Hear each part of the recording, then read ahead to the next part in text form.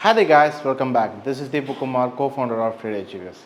So இந்த வீடியோவில் எதை பற்றி பார்க்க போகிறோம்னு பார்த்தீங்கன்னா ரீசெண்ட் டைம்ஸில் நம்ம பார்த்துருப்போம் என்எஸ்சியும் சரி பிஎஸ்சியும் சரி அவங்க எக்ஸ்பைரி டேட்ஸ் எல்லாம் மாற்ற போகிறாங்க அப்படின்ற மாதிரி வந்திருக்கு. என்னென்னா செபி நிறைய ரூல்ஸ் எல்லாமே இன்ட்ரடியூஸ் பண்ணியிருக்காங்க. அது என்னென்ன ரூல்ஸு, இதனால் நம்மளுக்கு என்ன பாதிப்பு இருக்கும் அப்படின்றத கிளியராக பார்த்துலாம். நம்மளுக்கு நார்மலாக எல்லாருக்கும் தெரியும் ரெண்டு மேஜர் எக்ஸ்சேஞ்சஸ் இருக்குது. ஒன்று வந்து பார்த்திங்கன்னா என்எஸ்சி, இன்னொன்று வந்து பிஎஸ்சி. பிஎஸ்சி வந்து பழைய எக்ஸ்சேஞ்ச், ஆனால் என்எஸ்சியில் தான் அதிகமான வால்யூம் இருந்துச்சு. இது நார்மலாக நடந்துகிட்டு இருந்த விஷயம். இது மட்டும் இல்லாமல் எக்ஸ்பைரி டேட்டுன்னு நம்ம சொல்லும் போது நார்மலாக தெரியும் நிஃப்டி இருக்குது, பேங்க் நிஃப்டி இருக்குது. எவ்ரி வீக்லி என்ன பண்ணணும்னா நிஃப்டியும் பேங்க் நிஃப்டியும் வந்து அந்த டைமில் வந்து எக்ஸ்பைரி இருக்கும். அந்த எக்ஸ்பைரி அப்போ என்னென்னா மார்க்கெட் நிறைய பேர் அந்த டேயில் தான் ட்ரேட் பண்ணுவாங்க. ஏன் அப்படின்னா எக்ஸ்பைரி டேட் கிட்ட வந்து பார்த்திங்கன்னா வேல்யூஸ் ப்ரீமியம்ஸ் எல்லாமே கம்மியாக இருக்கும். இது ஒரு விஷயம். அது மட்டும் இல்லாமல் அந்த டைமில் நிறைய பேர் ட்ரேட் பண்ணுறதுனால உங்களுக்கு வந்து என்ன ஆகுனா ப்ரீமியம்னால் சீக்கிரமாக ஏறும். டபுள் ட்ரிபிள் ஆகிறதுக்கான சான்சஸ் எங்கே அதிகமாக இருந்துச்சுன்னு பார்த்தீங்கன்னா மேஜராக இந்த லெவலில் தான் இருந்துச்சு. இந்த எக்ஸ்பைரி டே அப்போ தான் இருந்துச்சு. அதே மாதிரி நம்ம ஆப்ஷன்ஸு ஃப்யூச்சர்ஸ்னு பார்க்கும்போது எப்போதுமே கொஞ்சம் நிறைய ரிஸ்க்குன்னு இருக்குது. யாருக்குன்னு பார்த்தீங்கன்னா இந்த ஸ்டாக்கு வச்சுருக்கவங்களுக்கு ப்ரைஸை வந்து நிறைய ரிஸ்க் இருக்குது. சும்மா ஒரு எக்ஸாம்பிள் சொல்கிறேன். இப்போ F&O நம்ம சொல்லுவோம், F&O இருக்குன்னு வச்சுக்கோங்களேன். இதில் வந்து நிறைய வால்யூம்ஸ் வரதுனால இப்போ நார்மலாக F&O ட்ரேட் பண்ணுறவங்க, ஆப்ஷன் ட்ரேட் பண்ணுறவங்கன்னா நிறைய பேர் வந்து ஸ்பெக்குலேஷன் தான் பண்ணுவாங்க. நம்ம மார்க்கெட் மேலே போகலாம், கீழே வரலாம் அப்படின்றதுக்காக என்ன பண்ணுவாங்க, இந்த எக்ஸ்பைரி டேட்லையும் சரி நார்மல் டேலையும் சரி என்ன பண்ணுவாங்க, கால் ஆப்ஷனோ புட் ஆப்ஷனோ, ஆப்ஷன் பொறுத்த வரைக்கும் ஃபியூச்சர்ஸில் பையோ செல்லோ பண்ணி வைக்கிறது வந்து நார்மலாக வந்து ஸ்பெக்குலேஷன்ஸ் இருக்கும். இந்த நிறைய ஸ்பெக்குலேஷன்ஸ் வர்றதுனால இது யாருக்கு அடி வாங்குதுன்னு பார்த்தீங்கன்னா அண்டர்லைங் அசெட், அண்டர்லைங் ஸ்டாக். எந்த ஸ்டாக் இருக்குது, இப்போ HDFC இருக்குதுன்னு வச்சுக்கோங்களேன். HDFC ஸ்டாக் ப்ரைஸ் வந்து அழகாக இருக்குது, ஃபண்டமெண்டல்ஸ் எல்லாமே நல்லா தான் இருக்குது. ஆனால் இதில் நிறைய ஸ்பெக்குலேஷன் நடக்கிறதுனால இது எதை அஃபெக்ட் பண்ணுதுன்னா ஸ்டாக்கோட ப்ரைஸும் அஃபெக்ட் பண்ணிட்டு இருந்துச்சு. அதனால தான் நிறைய ஸ்பெக்குலேஷனும் மேனிப்புலேஷனும் இருந்துச்சு. எதுலன்னு பார்த்தீங்கன்னா ஸ்டாக் மார்க்கெட்டில். அதனால் என்ன பண்ணிட்டாங்க, செபி இதெல்லாம் வந்து கம்மி பண்ணுன்றதுக்காக F&Oஸில் வந்து நிறைய ரெஸ்ட்ரிக்ஷன்ஸ் கொண்டு வந்தாங்க. நம்ம பார்த்துருப்போம், ஃபியூச்சர்ஸில் பார்த்துருப்போம். என்னென்னா மார்ஜின் ப்ரைஸஸ் எல்லாமே என்ன பண்ணிட்டாங்க, இன்க்ரீஸ் பண்ணிட்டாங்க. ஆப்ஷனில் பொறுத்த வரைக்கும் என்ன ஆச்சுன்னா ப்ரீவியஸ் டைமில் வந்து பார்த்திங்கன்னா ஒரு நாளைக்கு ஒவ்வொரு எக்ஸ்பைரி இருந்துச்சு.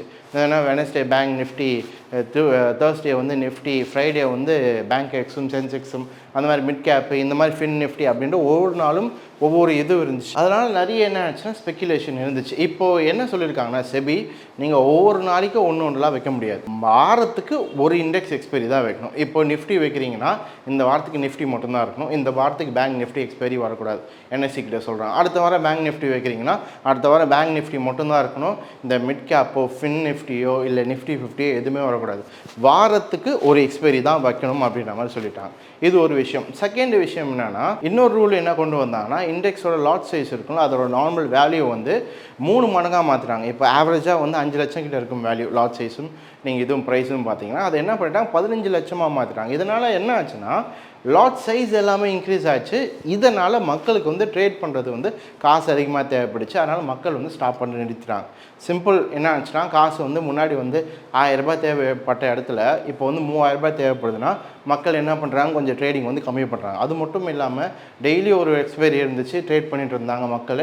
இப்போ வந்து வாரத்துக்கு ஒரு எக்ஸ்பைரி தான் இன்னொன்று, அந்த நாளில் மட்டும்தான் மேஜர் லாட்ஸ் விழுது, மற்ற நாள் எல்லாமே வந்து ட்ரேடிங் கம்மியாகுது. இதனால தான் மேஜராக யார் அடி வாங்கிட்டு இருந்தான்னு பார்த்தீங்கன்னா என்எஸ்சி வந்து பயங்கரமாக அடி வாங்கிட்டு இருந்தாங்க. ஆனால் இந்த சைடில் பார்த்தீங்கன்னா பிஎஸ்சி இதை வந்து இந்த டைமில் வந்து நல்லா க்ரோத் இருந்துச்சு. ஏன்னா பிஎஸ்சி என்ன பண்ணாங்கன்னா பிஎஸ்சிக்கு வந்துட்டு அவங்க பண்ண ஒரு விஷயம் என்னென்னா அவங்க வந்து டியூஸ்டே மாற்றிட்டாங்க. அவங்களோட சென்செக்ஸோட இதுவை டியூஸ்டே மாற்றிட்டாங்க. என்எஸ்சியில் வந்துட்டு பிஎஸ்சியில் வந்து எதுன்னு இருந்துச்சுன்னு பார்த்தீங்கன்னா சென்செக்ஸ் எக்ஸ்பைரி வந்து டியூஸ்டே மாற்றினாங்க. என்எஸ்சியில் வந்து நிஃப்டி இருந்துச்சு. நிஃப்டி எங்கே இருந்துச்சுன்னா தேர்ஸ்டே இருந்துச்சு.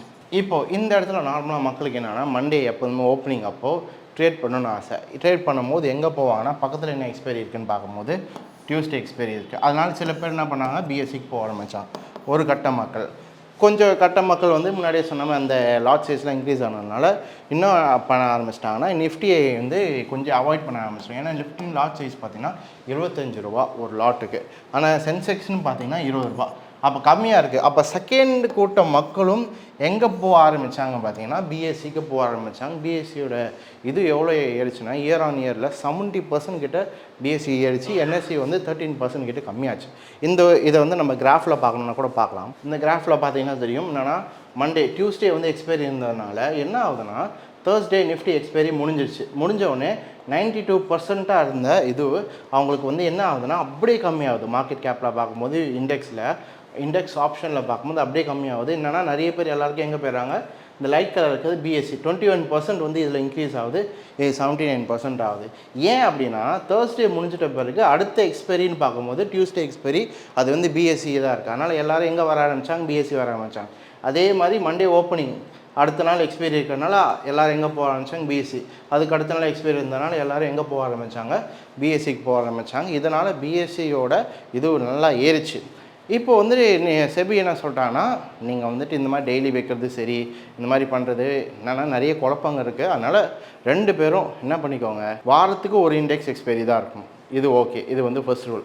செகண்ட் ரூல் என்னென்னா 2 நாளில் தான் வைக்கணும். மண்டேலேருந்து ஃப்ரைடே 5 நாளுக்கு உங்களுக்கு பிடிச்ச மாதிரிலாம் வைக்க முடியாது. ஒன்று டியூஸ்டே சூஸ் பண்ணுங்கள், இல்லை தேர்ஸ்டே சூஸ் பண்ணுங்கள் அப்படின்ற மாதிரி சொல்லிட்டாங்க. இப்போ வந்து முன்னாடி வந்து பிஎஸ்சி தான் டியூஸ்டே இருந்துச்சு.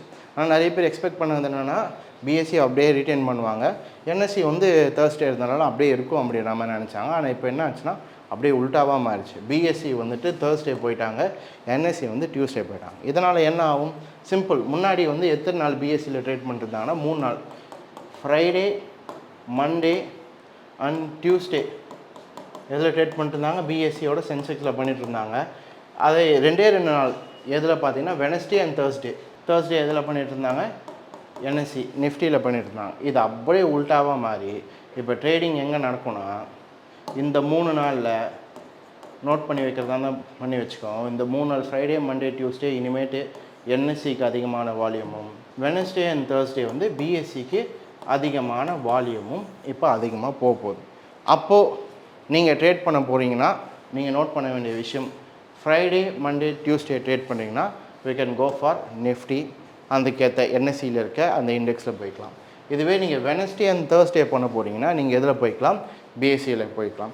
சில பேர் என்னென்னா இது பெருசாக விஷயம் கிடையாது சில பேருக்கு. வெனஸ்டே தேர்ஸ்டே அவங்களுக்கு வந்து பெரிய டிஃப்ரென்ஸ் இருக்காது. அவங்களுக்கு மேஜராக பார்த்தீங்கன்னா லாட் சைஸ் தான். ஏன்னா இதில் வந்துட்டு சென்செக்ஸில் பண்ணும்போது 20 ரூபா கிடைக்குது, இதில் 75 ரூபா இருக்கிறதுனால பிஎஸ்சிக்கு இதில் கொஞ்சம் அடி வாங்கினாலும் 2 நாள் ட்ரேடிங் இருக்குதுன்னு அடி வாங்கினாலும் சரி. ஆனால் வந்து நிறைய ட்ரேடர்ஸ் போகிற இடம் எங்கே இருக்குன்னு பார்த்தீங்கன்னா இந்த 20 ரூபா லாட் சைஸ் இருக்கிறனால சென்செக்ஸ் போகிறதுக்கான சான்சஸ் தான் அதிகமாக இருக்குது. சரி, இன்கேஸ் நீங்களும் உங்கள்கிட்ட கொஞ்சம் கம்மியாக இருக்குன்னா உங்களுக்கு எது ஃபீஸிபிளாக இருக்கும், பிஎஸ்சி நல்லா இருக்கா, சென்செக்ஸ் நல்லா இருக்கா, லாட் சைஸ் கம்மியாக இருந்தால் பண்ணிக்கலாம். ஏன்னா மேஜராக பார்த்திங்கன்னா நம்ம ட்ரெண்டு தான் பார்க்குறோம், சார்ட்டை தான் அனலைஸ் பண்ணுறோம். 2த்துலையும் சார்ட் இருக்குது, 2த்துலையும் ட்ரெண்ட் இருக்குது. ட்ரெண்டுக்கு ஏற்ற மாதிரி நீங்கள் என்ன பண்ணிக்கலாம், ட்ரேட் பண்ணிக்கலாம். ஆனால் நீங்கள் ரொம்ப கன்ஃபியூஸ் பண்ணிக்க வேண்டாம். இது மட்டும் இல்லாமல் நிறைய ரூல்ஸ் கொண்டு வந்திருக்காங்க. என்னென்னா முன்னாடிலாம் பார்த்தீங்கன்னா இந்த எம்டபிள்யூபிஎல்ல நிறைய விஷயங்கள் இருந்துச்சு, அதை கம்மி பண்ணியிருக்காங்க. ரிஸ்க் ஃபேக்டர் எப்படி இது பண்ணுறது, டெல்டா வேல்யூ வச்சு தான் இனிமேல் ரிஸ்க் ஃபேக்டர். முன்னாடி வந்து லாட் சைஸ், இப்போ இதில் ஃபியூச்சர்ஸில் 1000 வச்சுருக்கீங்க, ஆப்ஷனில் 1000 வச்சுருக்கீங்கன்னா ரிஸ்க் வந்துட்டு ரெண்டுமே சேமாக இருக்கும் அப்படின்ற மாதிரி இருந்துச்சு.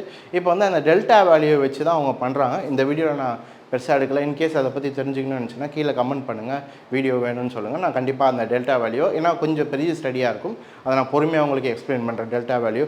அது மட்டும் இல்லாமல் எம்டபிள்யூபியில் நிறைய சேஞ்சஸ் கொண்டு வந்திருக்காங்க. அதெல்லாம் வந்துட்டு உங்களுக்கு கேஸ் வேணா வீடியோ வேணா கேளுங்க, அதை நான் பற்றி பேசுகிறேன். ஆனால் மேஜராக அவங்க பண்ணது வந்து இந்த விஷயங்கள் தான் பண்ணியிருக்காங்க. அதனால் ட்ரேட் பண்ணணும்னு நினச்சிங்கன்னா நீங்கள் பண்ண வேண்டிய விஷயம், இந்த 3 நாள்னால் என்எஸ்சியில் பண்ணுங்கள். இந்த 2 நாள் வெனஸ்டே அண்ட் தேர்ஸ்டே நீங்கள் ட்ரேட் பண்ணிங்கன்னா பிஎஸ்சியில் பண்ணுங்கள்.